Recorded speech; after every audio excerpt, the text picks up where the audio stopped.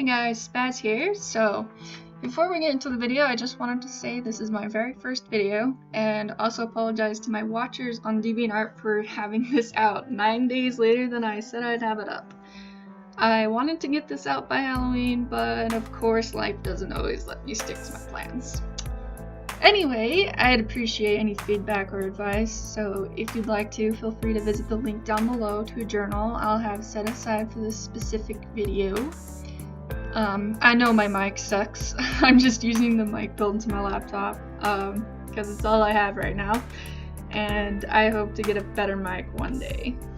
The painting I'm working on is supposed to be a trick-or-treating black-eyed child dressed up as a harlequin. I have a watcher who suggested that to me, so I've heard to thank for that idea, and so yeah, you know who you are, and thank you very much for the suggestion. The stories I'll be reading for you were submitted to me by the community on DeviantArt, where I asked you guys about the scariest experiences, be it paranormal or creepy thing you had happen with a stranger, any of those types of experiences you've ever had, and also I have my own story within the mix. So I wanted to play a little game with you guys. Try to guess which one is mine, and at the end of the video, I'll reveal the answer. So without further ado, here we go.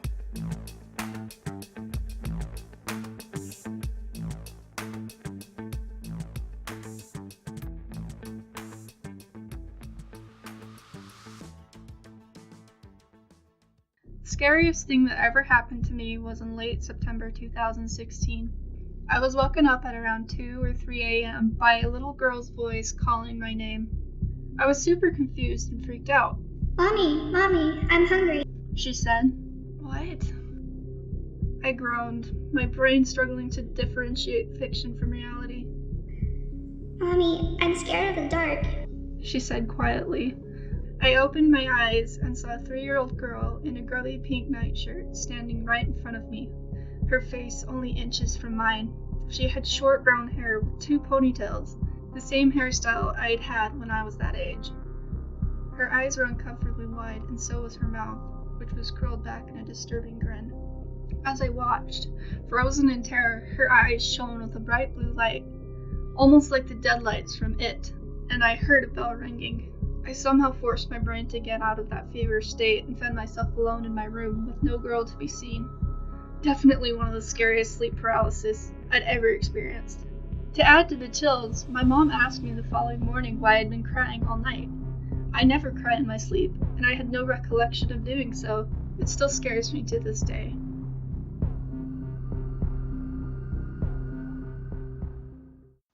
This is one of my more terrifying ghost experiences I've ever had. Years ago, I moved in with a friend of mine and ended up sharing a bedroom with her due to limited space. Her house was in the middle of nowhere, the forest to be precise, so neighbors were few and far between. This all started on the first night of my stay, which I was spending in her room. I was trying to sleep when I heard a faint whistling, as if someone was whistling faintly inside the room. My friend was sleeping, but I still thought nothing of it and just let it go. After a few days of it happening over and over, one night my friend spent the night at a friend's house, and I was left alone in her room. Instead of whistling this time, I heard heavy breathing in my ear. I froze, nearly shitting my pants right there, and quickly turned around to find an empty room. Just as I thought about getting up to sleep on the couch, I saw a hand reach for my face. Needless to say, I immediately left the bedroom and began sleeping in the living room for the remainder of my time there. I ended up moving out a few months later back to my hometown, but I occasionally came back to visit my friend.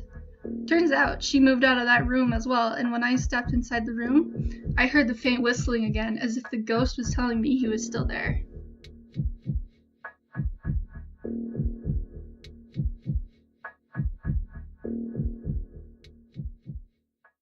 This happened a few years back. So to preface, I was living in southern Utah at the time, and would love to go camping at the city reservoir. It had some pretty nice areas to go in the upper area, with plenty of rocks and the like. The campsite we chose was settled into a sort of elevation. We were preparing to go to bed when my mom and brother said they saw something out in the field. By the tones of their voices, I knew it wasn't good. So I looked for what had spooked them, and saw a brief glimpse of a dog run behind a tree across the field. My blood ran cold. I knew that wasn't a dog, but instead a coyote. It then occurred to us that earlier that day, my brother had shot and killed a rabbit incredibly close to our campground. He was young at the time, around 12 or 13, and didn't think about the consequences. So we try to wait it out and see if they will stay away from us. But we begin to hear the sound of footfalls and scratching nails as more than one coyote prowled around us.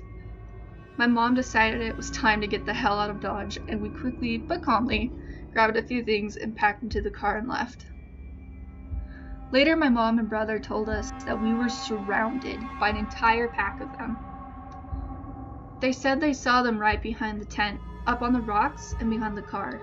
Mind you, all of these were incredibly close to us. And in southern Utah, the coyotes are vicious and are not afraid to attack. They are more confrontational than not. I refused to go back to that reservoir after that. I don't think this has anything to do with the coyotes' presence in our camp, but it did happen the same night. Sometime during the event, there was a strange white light up by the rock formation. Instead of it being on top of the rock, it was near the middle, far below the reach of any person. I think that's what freaked me out the most, because it seemed that no one but me saw it.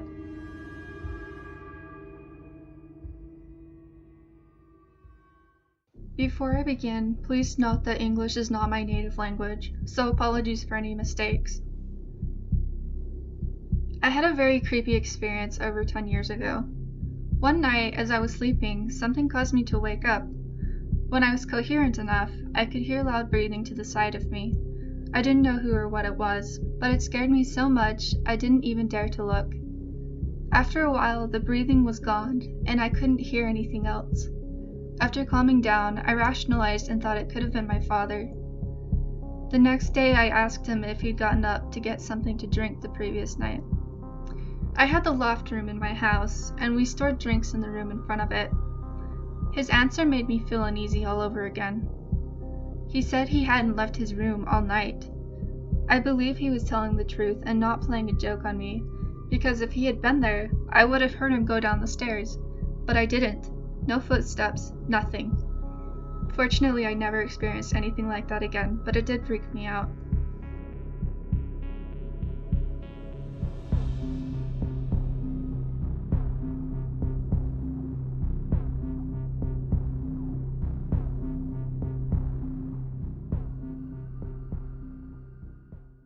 When I was a kid, I loved closets, and I'd hide, play, and sleep in mine.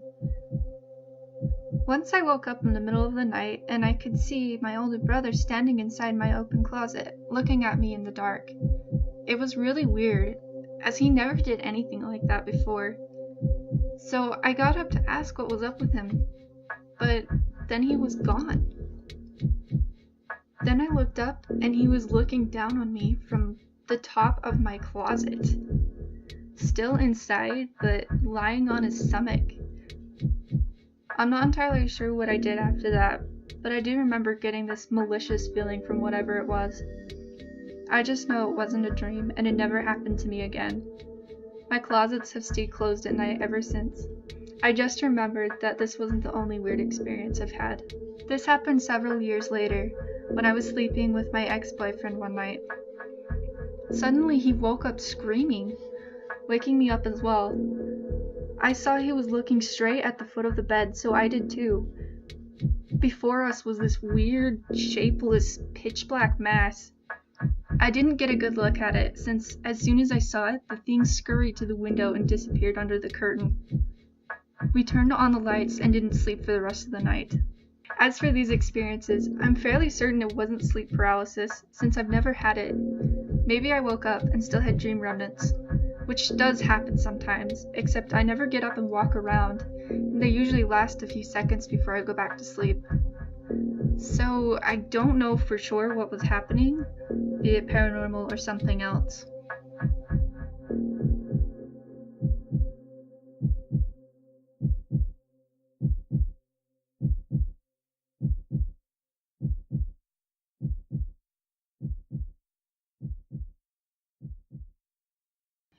I live in Utah, in a rather safe, secluded neighborhood. I wouldn't exactly call it the suburbs, but it's a place where mainly families and retired couples live. The neighborhood where I live is actually considered a more new establishment, as my family was one of the first people to build a house here. And at the time this story takes place, it was still under development. If you were to travel just one block past mine, facing north, you'd be faced with mostly fields of long, wild barley and hills.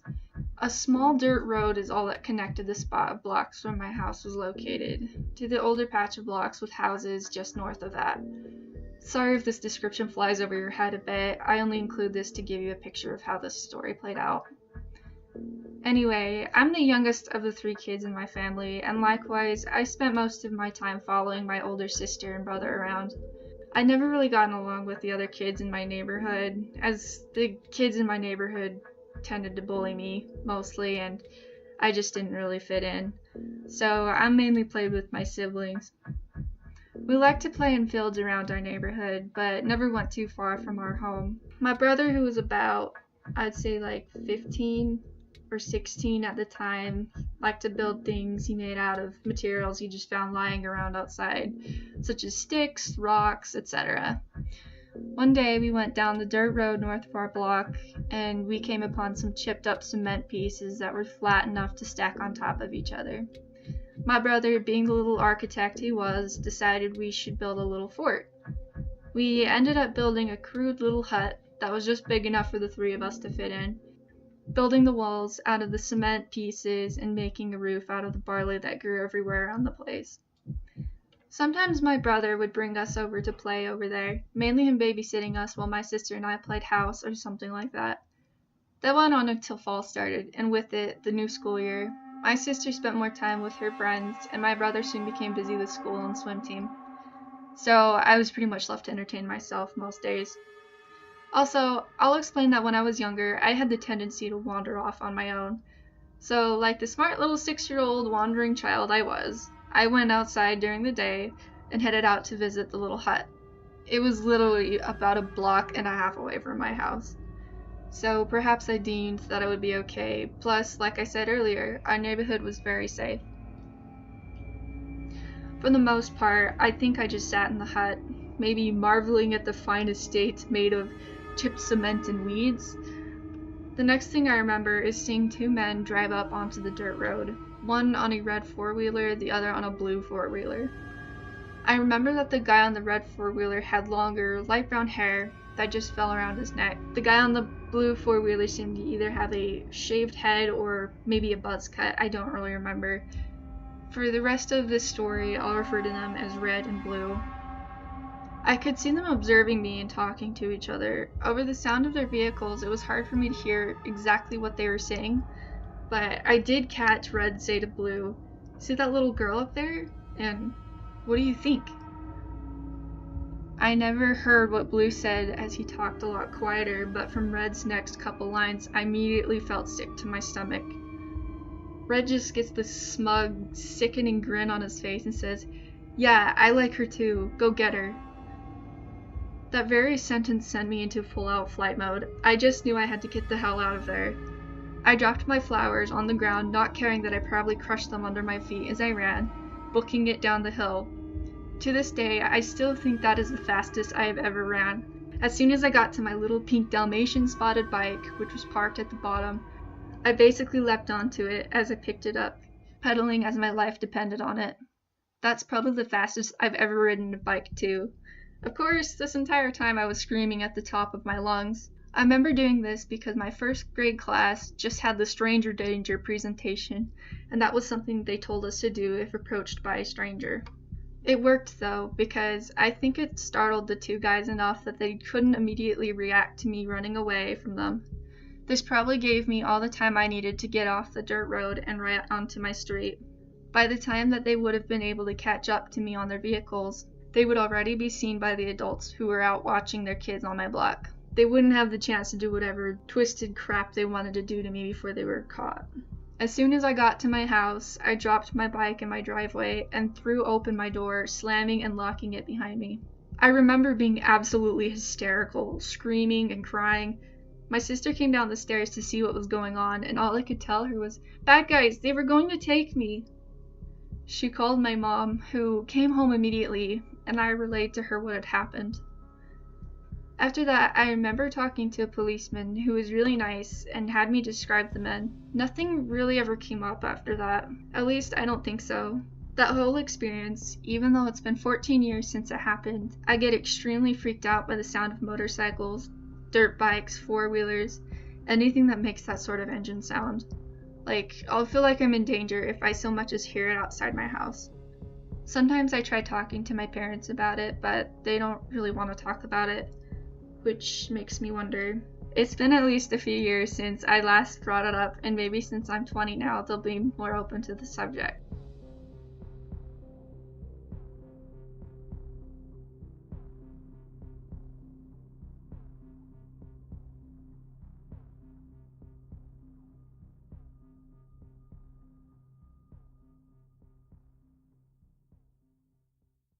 I've worked at McDonald's for a couple months now, and I have disliked this job since the second I put on their stupid uniform.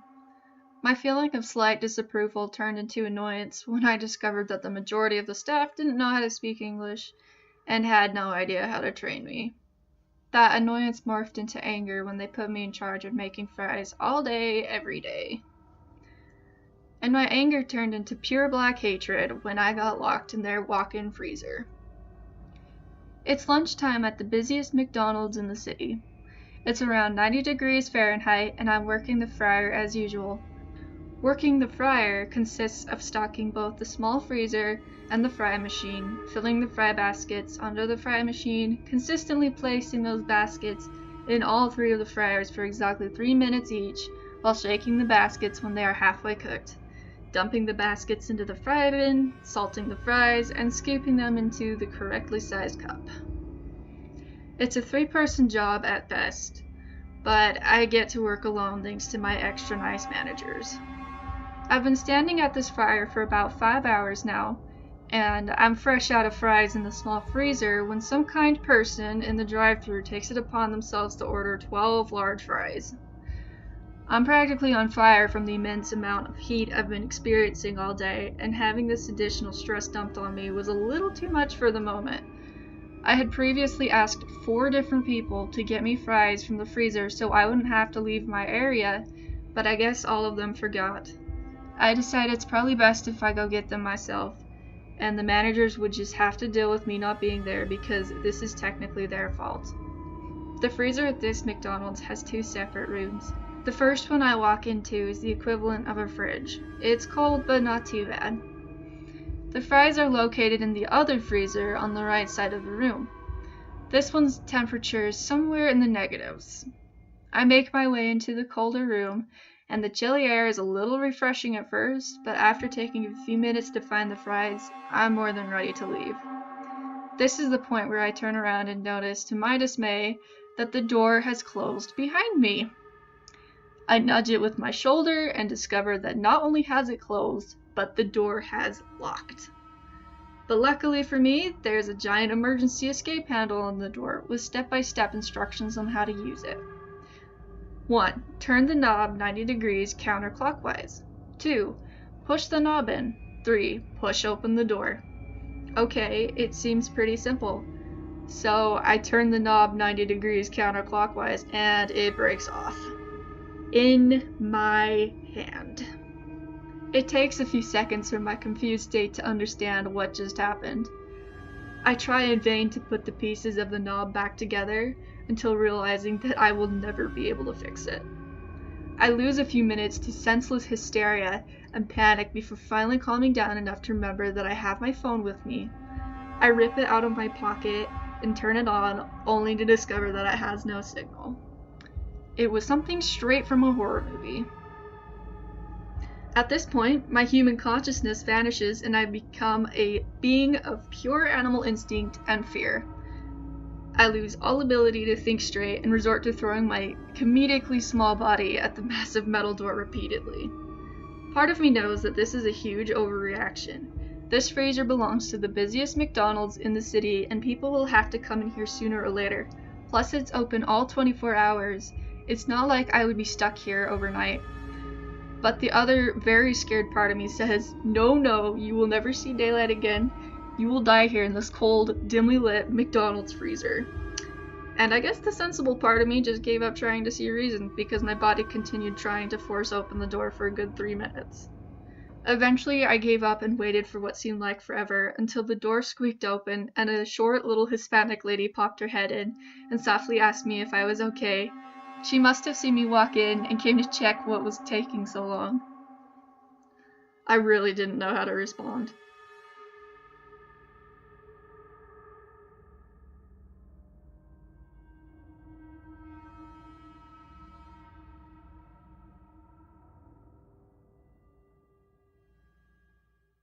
I've been a pizza delivery driver for many years, seen a lot of things while I was out delivering oven-baked goodness. One of my scariest moments was on one of those deliveries.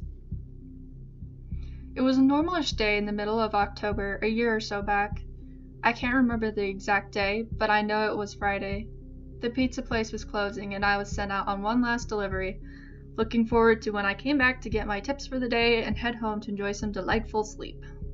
This last delivery was to this older apartment building in town at around 11:30 p.m. I had delivered there many times in the past, and this was no different. Typically, I ended up taking the stairs each time to deliver to the upper floors, as the elevator was always out of order. Had a big old sign taped to the front of it, "Out of order, do not use," and the call button was taped over. So obviously I never did use it. I'm a bigger guy, so I got a lot of exercise going up and down those stairs each time I was called out. Except this time around, there was no sign on the door. The buttons were uncovered, and the light above the dull green metal doors was lit up. First thought in my head was, thank God I don't have to walk up those damn stairs again. About time they fixed this thing. So I hit the button. About a minute passes, and finally the green door slides open with a groan. Now, usually I don't like elevators, especially ones that looked and sounded the way this one did, but it had been a long day and I was tired. I just wanted to get this over with and head on back. So I hopped in and hit the button for the second floor. Once again, the door slid shut with a groan, and the elevator began to move. I remember there was a single halogen light bulb inside, glowing this dull orange. What made me remember it was that there was this moth batting against it like crazy. Just bap, bap, bap. I got up to the second floor, made my delivery, and got back in the elevator. Hit the first floor button and saw the door close. But the elevator didn't move at first. It kind of hesitated, paused for a moment before slowly moving down. And that's when the scary part happened.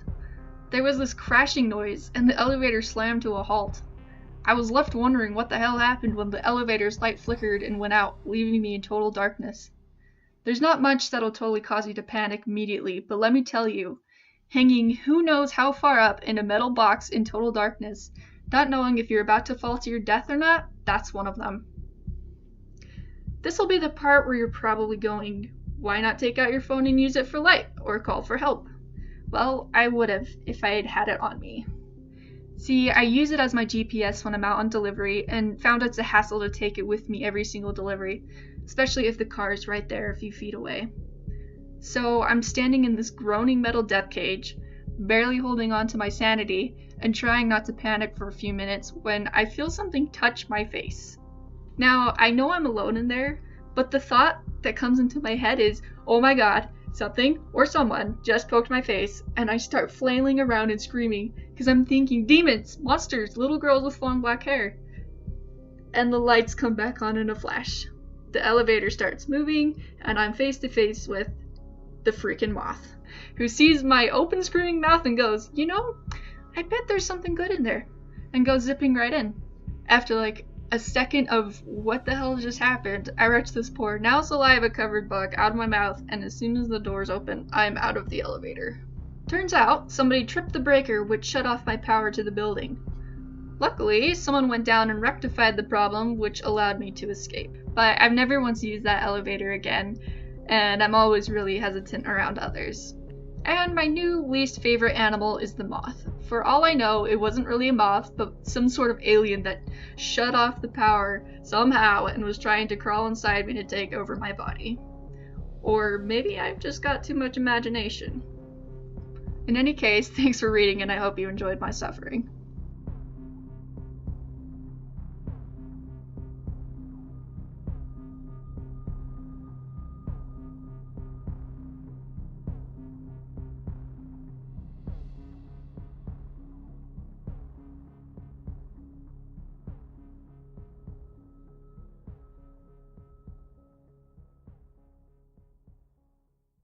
Hello again, Spaz here.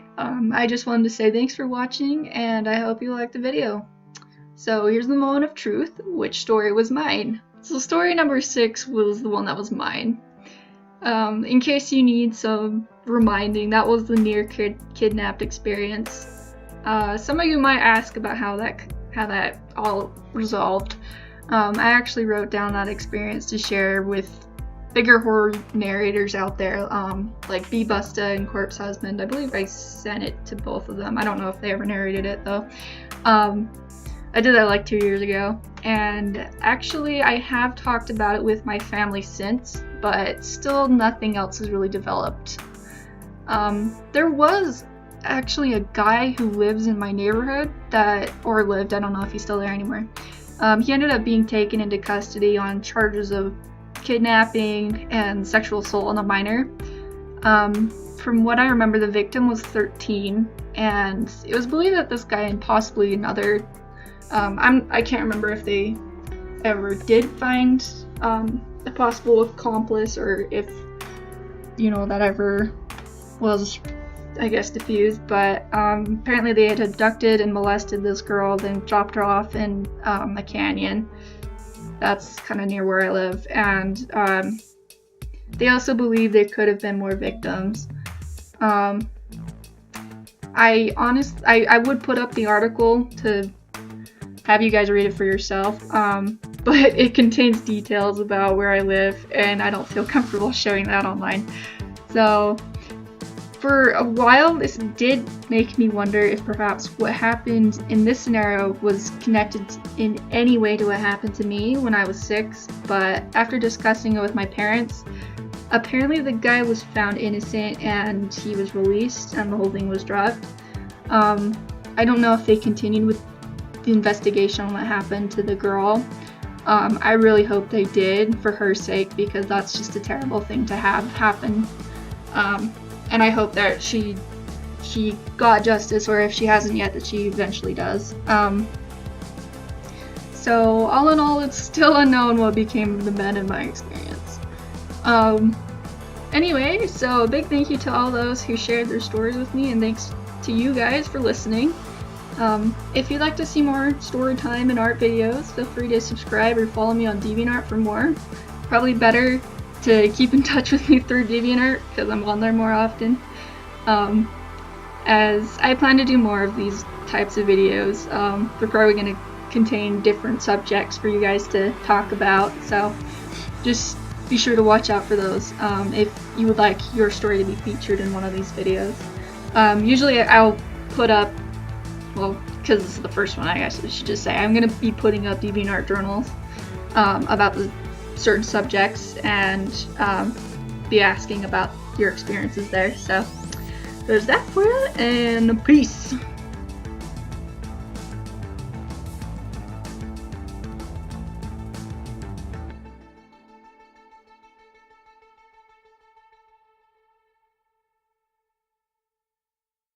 Alright, so I'm gonna open up a can of spooky.